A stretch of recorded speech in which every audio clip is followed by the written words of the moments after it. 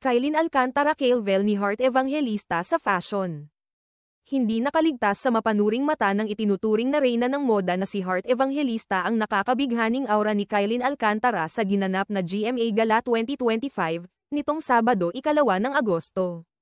Sa isang video na mabilis na kumalat sa social media, kitang-kita ang reaksyon ni Heart habang pinagmamasdan ang kasuotan ng mas batang aktres. Agaw pansin ang suot ni Kylin na isang avant-garde black gown na pinalamutian ng gintong detalye at makukulay na disenyo. Napaka-unique ng estilo. Dahilan upang agad itong mapansin hindi lamang ng mga bisita, kundi pati na rin ng mismong fashion icon ng industriya, si Heart Evangelista. Sa video, mapapanood kung paano tinititigan ni Heart ang kasuotan ni Kylin na may halong paghanga at respeto. Hindi lamang basta tingin ang ipinamalas ni Heart, kundi sinamahan pa ito ng papuri. Ang ganda, super naman, ang kanyang naging komento na umani ng kilig mula sa mga tagahanga ni Kylin.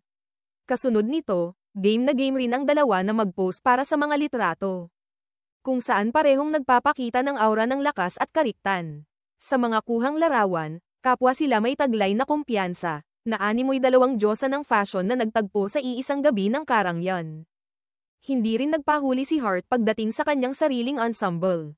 Ang kanyang gown ay isa ring obra, hand-painted at ginawa sa loob ng 5 buwan. Pinuri rin ng marami ang detalye, artistry, at effort na inilaan sa kanyang outfit, dahilan upang muli siyang kilalanin bilang isang haligi ng fashion scene sa bansa. Sa pagtatapos ng gabi, kinoronahan si Kylin bilang Female Best Dressed of the Night, isang malaking karangalan para sa isang artistang nagsimula bilang child star. Ang pagkilalang ito ay tila simbolo ng kanyang patuloy na pag-angat sa industriya, hindi lamang bilang aktres, kundi bilang isa ring style inspiration sa bagong henerasyon.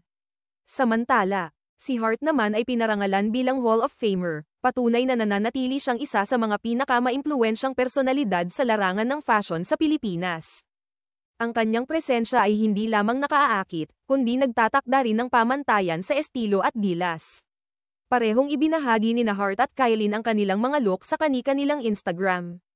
Si Kylin ay may caption na, "She carries the hush of ancestral grace and the thunder of battles yet to come," isang makapangyarihang pahayag na tila nagpapahiwatig ng kanyang transformation bilang isang mas matapang at elegante na personalidad.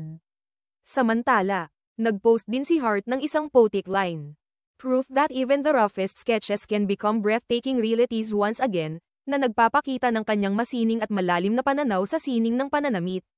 Sa kabuuan, ang nagdaang GMA Gala ay hindi lamang simpleng event kundi naging entabladong muling nagpakita kung gaano kalaki ang impluwensya ni Heart Evangelista sa fashion world. Ngunit higit pa roon, tila may bagong bituin na ngayon na unti-unting sumusunod sa kanyang yapak, walang iba kundi si Kylin Alcantara. Mula sa pagiging child star, siya na ngayon ang inaabangan at pinapalakpakan sa red carpet.